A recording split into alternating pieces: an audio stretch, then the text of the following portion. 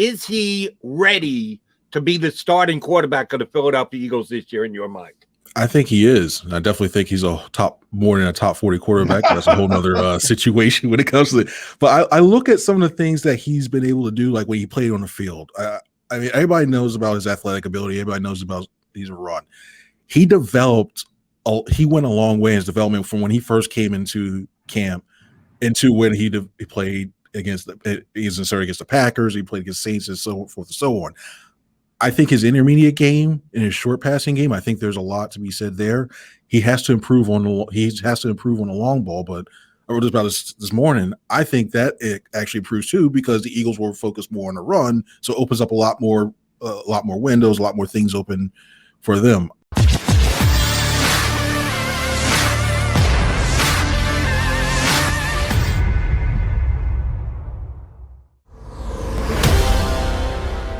He's John McMullen. I'm Jody McDonald. We are Birds 365, and we are lucky enough to get our next guest to be able to talk Eagles and NFL with us for the next 20 minutes. You catch him on NJ.com. Mr. Chris Franklin jumps aboard with us here on Bird. Chris, Jody Mack, and Johnny Mack here with you. How are you, bud? Hey, doing great, guys. How you guys doing? Doing well. Good to see you, Chris. First off, I want to see how are you bouncing back from your foray covering the Sixers. That was tough. That was a tough ending there. That was one of the weirdest, strangest, most fun things to view over that playoff run. There's just so much that just happened, and they really should be still playing right now. But that's a whole nother story on that. Yeah. Well, then that gives me a good follow-up question. Knowing full well that the Sixers were supposed to go further than they did and came up short and losing to the Hawks, knowing the Eagles were supposed to be competitive last year and they weren't at 4-11-1, which is actually more disappointing and disheartening to a fan base, making the playoffs, having a good regular season, then getting picked off in the playoffs, or supposed to have a decent regular season and you stink. What do you think is feeling more pain this year? Eagles fans or Sixer fans? Oh, Sixers fans for sure. Okay. When you're looking at the way that everything was lined up, you had the Bucks who I thought they matched up better at. You had all these other things, and the Nets were out. You had so many things lined up, and to get bounced by a team that Trae Young, don't get me wrong, Trae Young's a really, really good guard. Yeah. When you look at the supporting cast they had, this team should have been playing. They should have probably made the NBA Finals. I think they would have had a chance to actually win the whole thing. Plus, I got to add, Chris, you got one in the pocket if you're the Eagles. We got to go back to 2018 in February, whereas you got to go back to 1983 for the Sixers. So I think that adds into it as well. The Eagles kind of have one in their pocket. But for Philadelphia, obviously, now they're in the transition period. That's what Jeffrey Lurie has called it. Now, I get the sense, Chris, and they do this every year, and I've asked a lot of guys this. Do you think they've shifted a little bit from this mentality? Okay, we got to rebuild. We got to turn this thing over. And now as we get closer to training camp, they start to say, well, we can compete in this division. Let's go get some veteran players. If we can get Steven Nelson, you think that helps or hurts? I think it hurts. I think for me, I think it hurts because they're stuck in the middle right now. If you're going to build something right, you don't just want to just rush it together, piece it up, and then have all these holes left in. If you're going to do a complete teardown, do a complete teardown and build it up the right way. And I think it's going to be one. I think it's going to look like one of those years where you see there's so much potential, or they'll be close, and you'll look back at the personnel and go, hey, they had Kerrigan, they still have Graham, they have all these pieces, but yet it's just not good enough. And they still have all these assets next year with the first round picks. They have everything there to continue to build. But I think the best thing to do is get a lot of these young guys some experience, have them go through an entire season, go through the lumps, learn how to win themselves, and then keep adding on. And then if it doesn't work out, then, hey, you know that you have to build in other places and then start over from scratch again. So they're caught in the middle for sure, it seems like. Ryan Kerrigan is one of those players that John was kind of relating to. You get a veteran guy. He can probably make some plays for you, but are you hurting anyone else with their time on the field that you need to make a decision on that may be more a player you would lean on going down the line in future years? Which brings us to Derek Barnett and Josh Sweat. Both are free agents at the end of this year. I don't see both of them coming back. The one who plays better, the one that the Eagles feel better about, is probably the guy they're going to pursue and try and sign to a contract extension, maybe even in season this year before they get to free agency. Which of those two do you have more confidence in that, yeah, this guy could actually, we've been waiting for the Barnett breakout year for about 3 straight years now. Is it going to be Barnett, or do you think Josh Sweat flashes enough that they say, damn, we got to get this guy signed going forward? I personally think it's going to be Sweat, because at least when, as you mentioned before, at least you've seen development out of Sweat. Barnett, and another thing too is Barnett's injury history. I mean, both guys get nicked up, but Barnett seems to be, you just seem to have a little bit more frustration when you see Barnett. You see a guy who how many times have you heard that he has this bend and he broke the record? He has all these tools. He has the speed. Reggie's records, yeah. Yeah, you keep hearing that, and then you're waiting for the guy to put it all together. And I look at Sweat and I see a guy who's should have been what Barnett should have been. And I think, looking long term, I think you could probably be a more cost effective getting a guy like Sweat will be cheaper than a guy like Barnett in the long haul. I mean, and I still think you get more production, the same, if not more production out of Sweat than you do with Barnett. I will say this, if Barnett is able to stay on the field for like 13, 14 games, which is going to be tough we haven't really seen him do that, but if he stays on the field for 13, 14 games, I think he can have a season where he gets like 7 sacks. And is it enough to get a big contract? I wouldn't feel comfortable still doing that, but I think he may have a bounce back season, in my opinion, but still Chris, better. To further go down that path, okay, maybe it doesn't seem like a big deal, but coaches in this league. So we're trying to evaluate Derek Barnett and Josh Sweat because you're probably not going to be able to sign both. And as I said, you know how coaches are. They're going to try to win games on game day, and they're going to say, we got Ryan Kerrigan. Let's put Ryan Kerrigan out there. And the more snaps he takes away from those guys, the less evaluation. So I get back to my original point. What the heck are we trying to do here? Are we trying to evaluate who's going to be here? Because I like Ryan Kerrigan. They didn't spend a lot of money on him. I think he can help this team. But I think he can help this team in 2021. He's gone in 2022. So what's the point? When the initial heard of signing, I'm still trying to figure it out myself. I mean, he gives you that veteran leadership. He can show the guys how to do it. But when it comes long term, it's just taken away. I'm really excited to see what Teron Jackson does. Yeah. I think he can be a disruptor. But when you have a guy like that, I think it, like you said, it takes away from the snaps he has. And then, even if you do want to have a package where you have Kerrigan on the outside, you move Graham inside, and they got Barnett. I mean, what does that do for the other guys as well? Like, you see what they can do as a win now, but I think in the long term, it hinders a lot of the playing time for those young guys. And I think Jackson needs a lot of snaps to get you acclimated to it, especially if you're not going to sign Barnett or Sweat. I think you need to get those guys prepared as early as possible. Well, before you came on, before we just punched you up, we were talking about Jalen Hurts going back to draft night last year. I didn't have a problem with it. I was one of very few who said, well, I get what they're doing. They're drafting their backup quarterback here. And, oh, by the way, Carson Wentz almost always gets hurt. And if they have to put a guy in and it's not just some grizzled 38-year-old veteran who's going to hold down the fort for 2 games, if he's got to play for 2 months, so be it. I didn't know it was going to turn into Jalen Hurts starting quarterback year number 2. So it's been kind of a weird journey in the first year plus of Jalen Hurts' career. All we hear about this kid is he's got great character, he's got great mental makeup, and he's a take charge kind of guy, and players gravitate to him. Is he ready to be the starting quarterback of the Philadelphia Eagles this year in your mind? I think he is. I definitely think he's more than a top 40 quarterback. That's a whole nother situation when it comes to it. But I look at some of the things that he's been able to do, like when he played on the field. I mean, everybody knows about his athletic ability. Everybody knows about he's a run. He went a long way in his development from when he first came into camp into when he played against he's started against the Packers. He played against Saints and so forth and so on. I think his intermediate game and his short passing game, I think there's a lot to be said there. He has to improve on the long ball, but I wrote about this morning. I think that it actually improves too because the Eagles will focus more on the run, so it opens up a lot more windows, a lot more things open for them. But I think when you look at, I mean, don't get me wrong, he can't throw 52%, have a 52% completion rate percentage again. But I think just like any other rookie, I think he was trying to get used to everything else. So I think you'll see considerable improvement.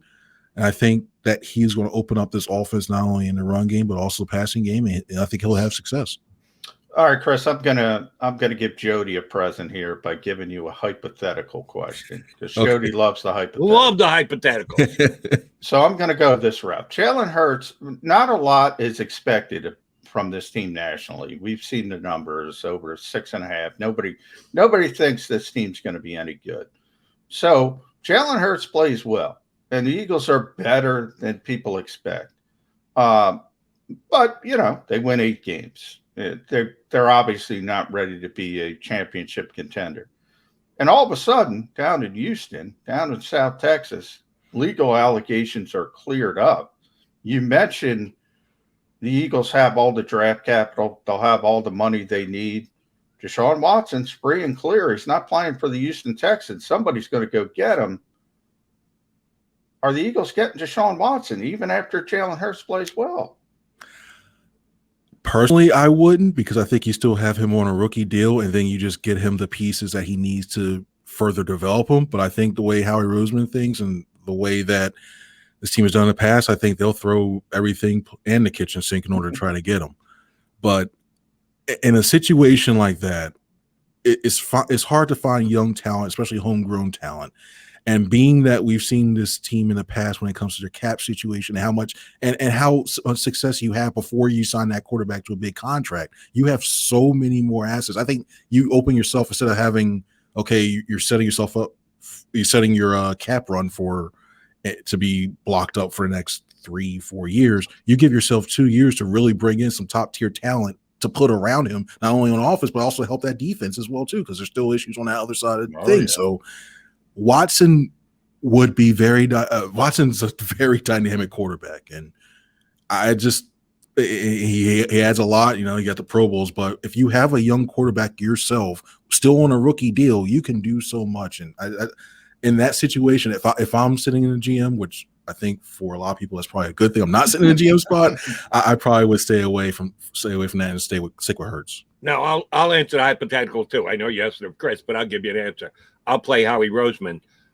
The reason why we're staying with Jalen Hurts, so I can get John McMullen to stop asking a question about we half-heartedly talk about rebuild and then go the veteran route and try and win anyway. No, this is an actual rebuild, and we're going to stick with the young guys. So, Jalen, guess what? I'm just spitballing here as to what Howie may actually say. All right, let me turn it over to the defensive side of the ball.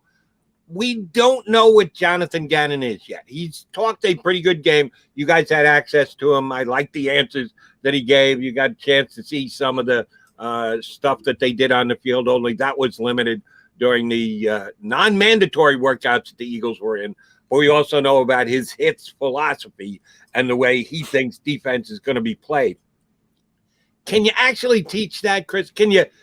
He emphasizes turnovers, that getting turnovers is a big part of winning in the National Football League. And last time I checked, there was no specific way that you can increase your turnovers. There's no analytical theorem you can put into place that's going to make you a better turnover team.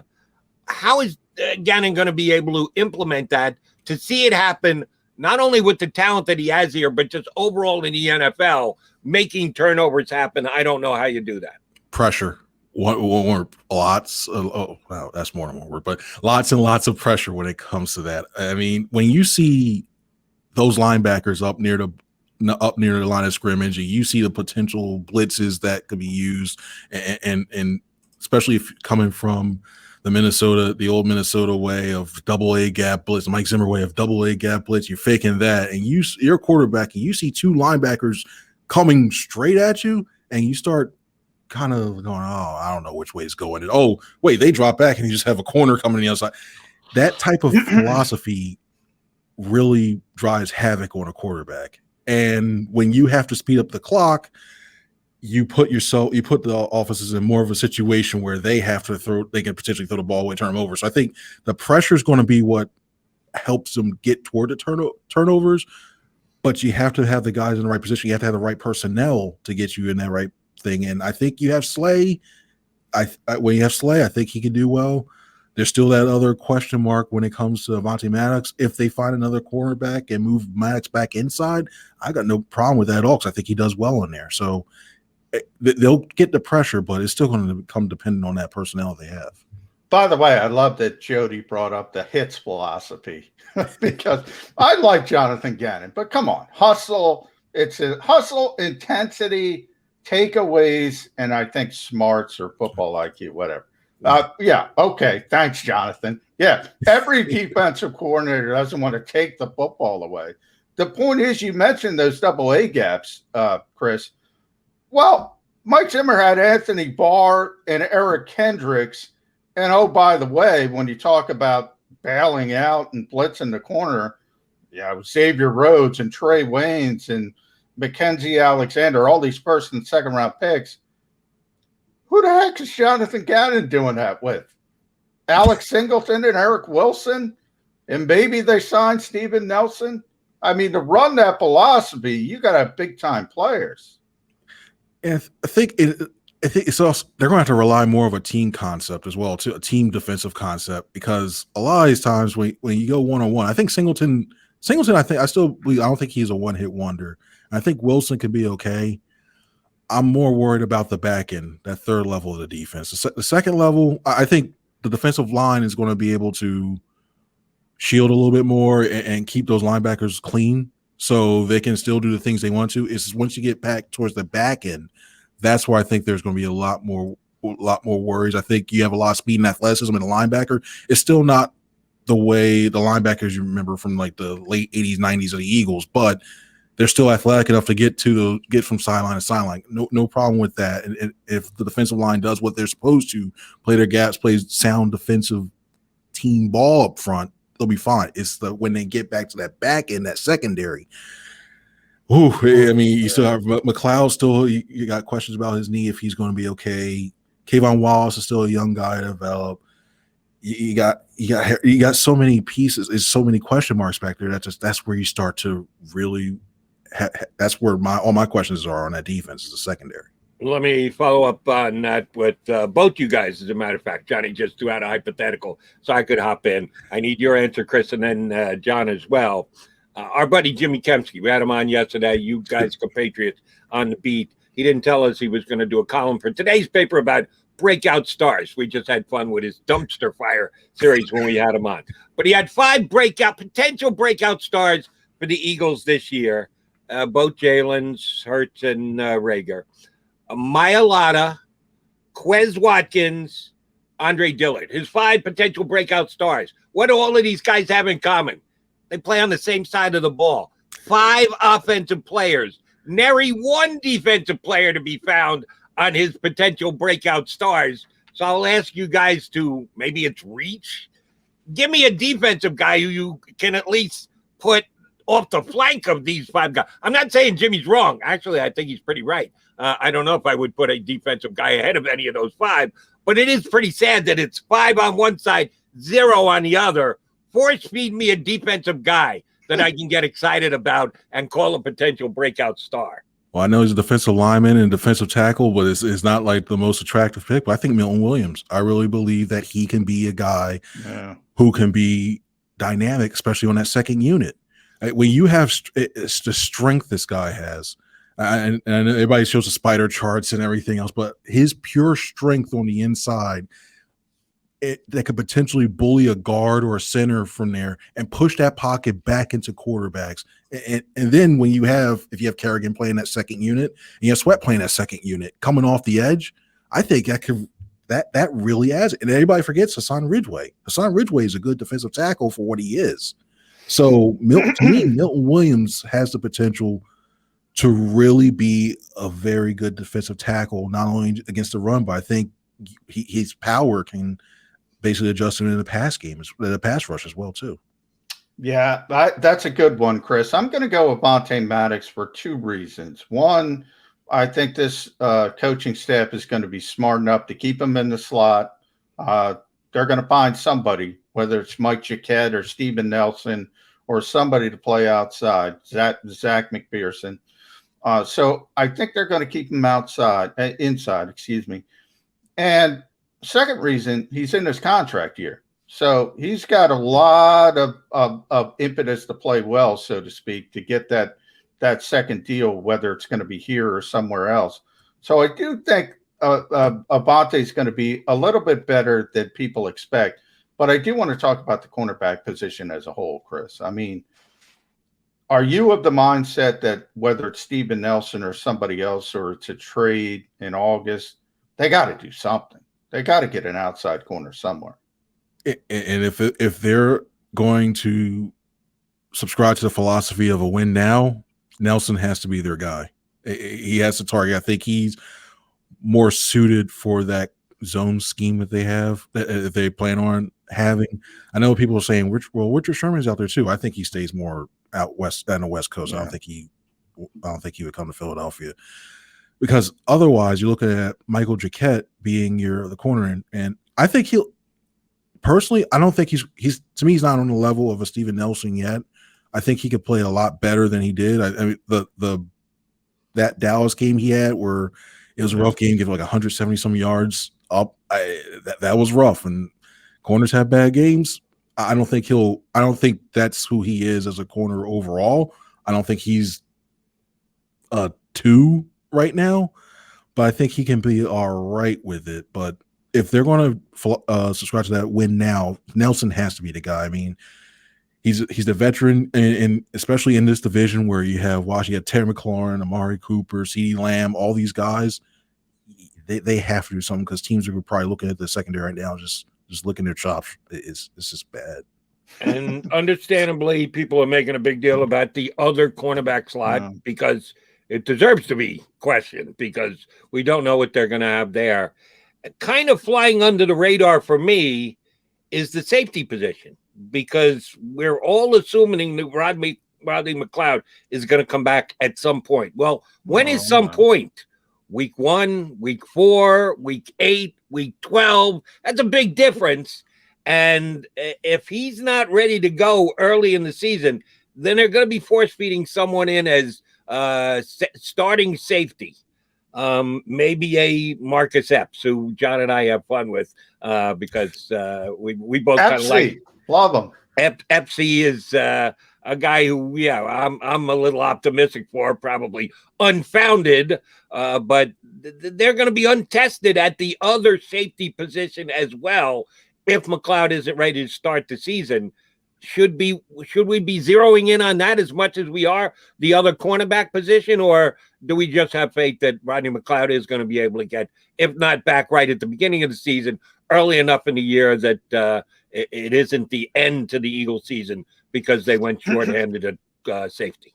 I think if they win a lot of man-to-man, I'd be extremely worried. But I think with them going to cover 2, I think that gives them a little bit more of an out. You can have them playing the deep pass, or even if they go cover 3, you have somebody roaming around in the top third. I think that doesn't put as much pressure. Just say, hey, just don't let the guy get behind you. Okay. I think that I have confidence. Epps. I think Kayvon Wallace. I think I'm still high on him. I still think he can be a pretty decent safety in this league. So. I know Epps is the highest rated safety on a PFF, something like that. Yeah. But so he's all right if it comes down to it. But I know the McLeod injury that's tough to come back for, and even then you still have the year afterwards to get back to your normal self. And he's getting up there in age. But even I think this new defensive scheme that they have, I think the safeties are going to be. I don't think as much is going to be asked of them. So I think that them being back in that coverage, in that zone, that cover 2 or 3, I think is going to be okay for them. Yeah, my bigger concern, Chris, with Rodney, as you mentioned, he's 31 now. He turned 31 a couple of days ago. He had the ACL in December, so it's a 9-month injury. He might not be back week 1, but it might be week 3 or week 4. I don't think it's going to be a huge thing. My question is, this is 2 ACLs and whatever, a couple year span. Is he going to have it physically still? That's my bigger concern. He's going to be able to rehab and get on the field pretty quickly. But you brought up an interesting point with cover 2, cover 3. I think the Eagles' corners aren't going to be as bad as people think, no matter who's out there, because they're playing a lot of zone. And they're going to look a little bit better. And that puts more on the shoulders of the safeties. And you brought up Kayvon Wallace. You know, he's a box safety. I don't know if he fits in here any longer. And that's why I think Marcus Epps, who plays a lot of single high or did play a lot of single high, Rodney does, Anthony Harris does. Is that what they're going to use? Just cover 2 and cover 3?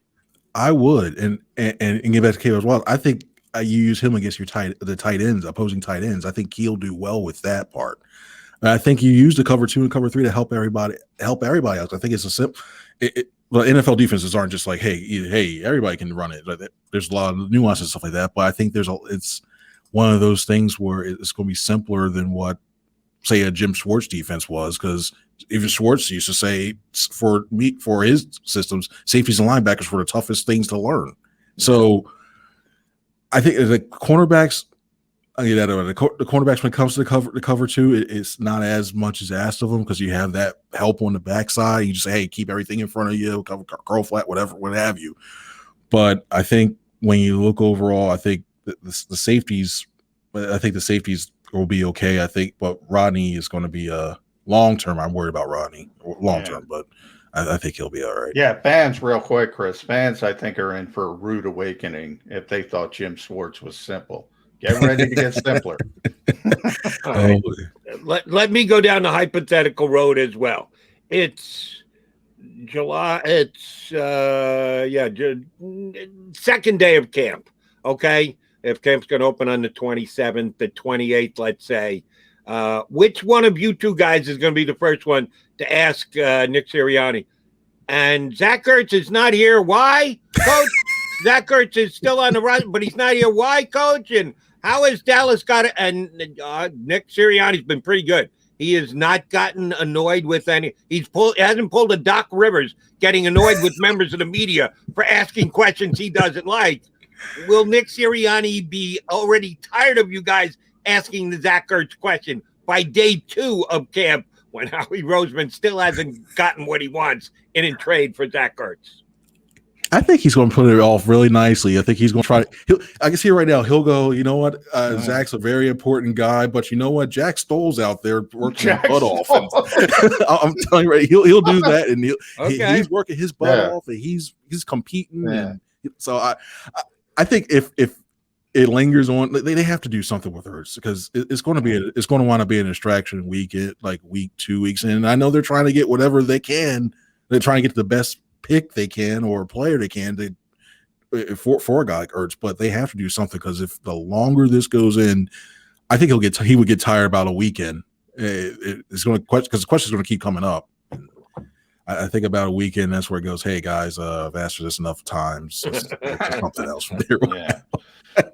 All right, let's talk about the coach. Last one from me, Chris. Want to thank you for joining the program again. Read his work at njonline.com. Sixers work as well in this off season. Are you still going to be on the Sixers trade beat real quick? If it involves Simmons, yeah. If it involves Simmons or something around that way, yeah, I'll jump in here and there, and if something pops up for there, which the way it sounds. All right, give me the Cleveland trade, Jody. I want to hear Chris's theory on the Cleveland trade. Okay. That was reported this week that Cleveland would consider trading Colin Sexton, who averaged almost 25 points a game.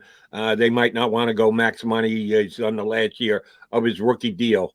Colin Sexton and Kevin Love for Ben Simmons. Now, Love is not a $30 million player anymore, but I don't think Ben Simmons is a $30 million player either. If you got Sexton but had to take Love to make the salary caps work, would you do that if you were the 76ers? Ever since Love had that inbounds pass mishap and look, he pretty much quit on the team, I would not touch Love. Even if he is a limpy, which I still, for the life of me, I don't know how he made the Olympic team, but I still would. No, I Say yes. cannot. Say yes. Say No, yes. I can't. That's the best trade that you're going to get this offseason. Mark my words. It's not about Love. Love is just matching up the salaries. It's about Sexton. It's about pick and roll with Joel. It's about somebody who can create his own offense. I'm calling Portland and giving whatever they need. What do you want for Dame? I'll give whatever you want for Dame. I do that in a heartbeat, because the two. Imagine I'm having. with you. Imagine having Seth Curry. You saw what Seth Curry and Embiid did with the 2-man game. Yeah. Imagine what you had with Dame Lillard and Embiid going with that. And then, you have Seth Curry on the other wing. Love to me. If it was 2012, 13, I'll do that. But I don't think you can get Dame. So that's where I am. But obviously, I would rather. I'd give up Maxey, Thibault, first round picks, bring him back. Agreed. Because I think you can get it. You can get when it comes to defenders, there's a lot of guys with a lot of wingspan, and a lot of defense is about will and desire. So you can find the right guy with the right makeup that has the physical traits with Thibault. I think you can find that. It's not like they can come out like a dime a dozen, but I think there's enough guys that are out there coming to college, ranking the G League, that you can develop into that. Chris, great stuff. We appreciate you coming on board with us. We're going to tap into you plenty even before camp opens up, and then all year long. We appreciate when you hop on Birds 365. Thanks for doing it with us today. Jody John, is always a pleasure. Thank you, guys. Chris Franklin, NJ.com, doing some Sixers insight for us, too. Got to get that in, Jody. Yes. I always go back to my 57th Moneyball reference, because it's on Showtime all month. When Billy Bean's in the office of Art Howe, who's Philip Seymour Hoffman and Brad Pitt, obviously, they're talking about Pena playing defense, and Billy Bean is saying, "I don't care about defense." That's where I am. I don't care. I want the impactful player. I want the impactful offensive player, because it means more. I'm sorry. I don't care about defense. That's where I am. That's why I would take Colin Sexton. Yes, we all realize if Dame Lillard can be had, if the Sixers can do Ben Simmons plus whatever else you need to make plus happen for Dame Lillard, that would be the preference. I think that's highly unlikely, whereas I do think a trade for Colin Sexton, if you put Love in a deal, is something that could get done tomorrow if the Sixers wanted to do it. I'm not saying they have to do it tomorrow, but when push comes to shove, I'm telling you, that's the best deal that the Sixers will have out there during this offseason. All right, we will bring it back around to the Philadelphia Eagles. I got a question for Johnny Mack when we come back, having to do with, I'm a horse racing fan, right, Johnny Mack? I do know that. I've heard rumors of that. Oh, the rumors are 100% accurate and true. One track that I have been to only once in my life, I had a great time, had a winning day. Doesn't that usually the way that it works? If you made money in that track, it's a great track. If you went there and lost, may never go back to that track. But a track that I went to that I do want to reference that has an eagle tied to it. All right, I'm taking you down a road you might not understand. I'm going to have to explain. That won't be a problem, because we're coming back here on Birds 365. If you missed any of today's show on the JAKIB Media channel, listen to the podcast on your way home. Available on YouTube, Apple, and Spotify.